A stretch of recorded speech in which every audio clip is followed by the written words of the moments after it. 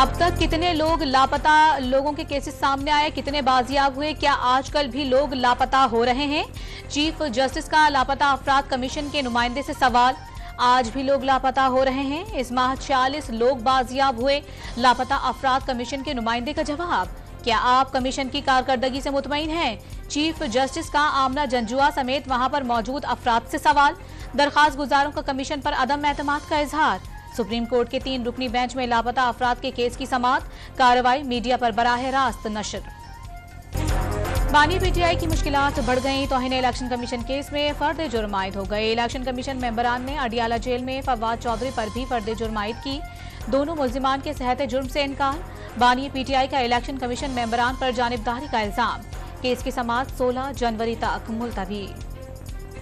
Level playing field से मुतालिक PTI की तौहीन अदालत दरखास्त पर आईजी पंजाब, चीफ सेक्रेटरी और एडवोकेट जनरल पंजाब को नोटिस जारी। सुप्रीम कोर्ट ने अदालती फैसले पर अमल दरामद से मुतालिक रिपोर्ट भी मांग ली। तीनों अहदेदारों से सुप्रीम कोर्ट के अहकामात पर कार्रवाई से मुतालिक जवाब देने की हिदायत। इलेक्शन कमीशन को शफाफ इंतखाबात यकीनी बनाने का हुक्म। जिनके कागजात नामजदगी मुस्तरद हुए वो अपील कर देंगे। आप चाहते हैं सुप्रीम कोर्ट इलेक्शन कमीशन का किरदार अदा करे? चीफ जस्टिस का वकील लतीफ खोसा से मुकालमा। तहरीक इंसाफ की मरकजी क़यादत के 668 कागजात नामजदगी मुस्तरद हुए। इलाकाई क़यादत और हिमायती याफ्ता उम्मीदवारों के 2000 कागजात नामजदगी नामंजूर किए गए। पीटीआई ने लेवल प्लेइंग फील्ड न मिलने की तफसीलात सुप्रीम कोर्ट में जमा करा दी। पीटीआई वीडियोज भी सुप्रीम कोर्ट में पेश करेगी। रिटर्निंग अफसरान के फैसलों के खिलाफ अपीलें दायर करने का आखिरी रोज। पंजाब से 100, सिंध से 90, बलोचिस्तान से 76 और खैबर पख्तूनख्वा से 50 अपीलें दायर। कागजाती नामजदगी की अपीलों पर 24 अपीलेट ट्रिब्यूनल्स फैसले करेंगे। रिटर्निंग अफसरान के फैसलों को पहला झटका। उमर खान नियाजी के NA 89 और 90 मियांवाली से कागजात नामजदगी मंजूर। पीटीआई की कागजात नामजदगी मुस्तरद करने के खिलाफ अपील दायर। लाहौर के हल्के NA 130 से नवाज शरीफ के कागजात नामजदगी मंजूर करने के खिलाफ अपील पर एतराज खत्म। अपीलेट ट्रिब्यूनल ने रिटर्निंग ऑफिसर को जाती हैसियत में तलब कर लिया। पीटीआई इंट्रा पार्टी इंतखाबात और बल्ले के निशान से मुतालिक इलेक्शन कमीशन की नजरसानी दरखास्त पर पेशावर हाई कोर्ट में समाअत। अदालत ने फैसला महफूज कर लिया। आज ही सुनाए जाने का इम्कान। इलेक्शन कमीशन में 20 सियासी जमातों के इंतखाबी निशान के केसेस जेर इल्तवा होने का इंकशाफ। ECP ने तफसीलात पेशावर हाई कोर्ट में जमा करा दी। 13 जनवरी से पहले तमाम केसेस के फैसले करने हैं। हुक्म इम्तनाई के बायस फैसला करने में ताखिर का सामना है। वकील इलेक्शन कमीशन सिकंदर मोहम्मद के दलाइल। तहरीक इंसाफ से बल्ले का निशान वापस लेने के खिलाफ केस। लाहौर हाई कोर्ट ने फैसला महफूज कर लिया। क्या हाई कोर्ट इन मामलात में दखल अंदाजी कर सकती है जो सुप्रीम कोर्ट में जेर समाअत हो? जो रिलीफ किसी और अदालत से मिला है, क्या यही रिलीफ लाहौर हाई कोर्ट दे सकती है? अदालत ने दरखास्त गुजार से अहम सवालात के जवाब मांग लिए। इलेक्शन कमीशन ने आम इंतखाबात में पोस्टल बैलेट के जरिए वोट कास्ट करने के ख्वाहिशमंदों से दरखास्तें तलब कर ली। तमाम सरकारी मुलाजमीन, मुसल्लह अफवाज के अहलकार और उनके अहल खाना जो पोस्टल बैलेट से वोट कास्ट करना चाहते हैं, दरखास्तें 22 जनवरी तक जमा करवाएं। इलेक्शन कमीशन का एलामिया जारी। आम इंतखाबात की तैयारियों के लिए पीपल्स पार्टी क़यादत के लाहौर में डेरे। आसिफ अली जरदारी की भी आमद मुतवक्के। बिलावल भुट्टो और आसिफ अली जरदारी मुश्तरका तौर पर सेंट्रल एग्जीक्यूटिव कमेटी के इजलास की सदारत करेंगे। पंजाब में टिकटों की तकसीम और बिलावल भुट्टो के NA 127 लाहौर से इलेक्शन लड़ने पर मशावरत होगी। चेयरमैन पीपल्स पार्टी की मुख्तलिफ शहरों से मुतालिक रखने वाले जियाले रहनुमाओं से मुलाकातें। शुमाली वजीरिस्तान की तहसील मीरान शाह में इंतखाबी मुहिम के दौरान मोहसिन दावड़ पर हमला। साबिक रुकन कौमी असम्बली हमले में महफूज रहे। इसराइली फौज ने फलस्तीनी हिलाल अहमर की इमारत को भी ना बख्शा। बमबारी से इमारत तबाह। हमले में मजीद 5 फलस्तीनी शहीद। मगाजी और नसीरत कैंप में भी रिहायशी इमारतों को निशाना बनाया गया। 24 घंटों में 200 फलस्तीनी इसराइली दहशतगर्दी की भेंट चढ़ गए। शोहदा की मजमूई तादाद 22,185 हो गई। इसराइल का सीनियर हमास रहनुमा सालेह अल आरवरी को बैरूत में ड्रोन हमले में शहीद करने की जिम्मेदारी लेने से गुरेज। सालेह अल आरवरी की शहादत के बाद मगरबी किनारे के शहर रामुल्लाह में फलस्तीनियों का मुजाहिरा। बड़ी तादाद में शहरियों ने फलस्तीन और हिजबुल्लाह के परचम थामे मार्च किया। गजा और लिबनान में इसराइली जारहियत के खिलाफ शदीद नारे। अमेरिका की इजरायली वज़रा की जानिब से फ़लस्तीनियों को गजा से निकल जाने के बयान की शदीद मज़म्मत। गजा फ़लस्तीनी सरजमीन है और रहेगी। इजरायली वज़रा का बयान इश्तिआल अंगेज और गैर जिम्मेदाराना है।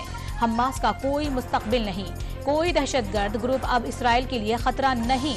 तर्जुमान अमरीकी महकमा खारजा मैथ्यू मिलर की प्रेस ब्रीफिंग। 3 बेगुनाह कश्मीरियों को बहिमाना तशद्दुद के बाद कत्ल करने वाले भारतीय फौज के लेफ्टिनेंट जनरल संदीप जैन को ओहदे से बरतरफ कर दिया गया। भारतीय जनरल के कश्मीरियों पर सफाकाना तशद्दुद की वीडियो सोशल मीडिया पर वायरल हुई थी, जिसके बाद उनके खिलाफ एक्शन लिया गया।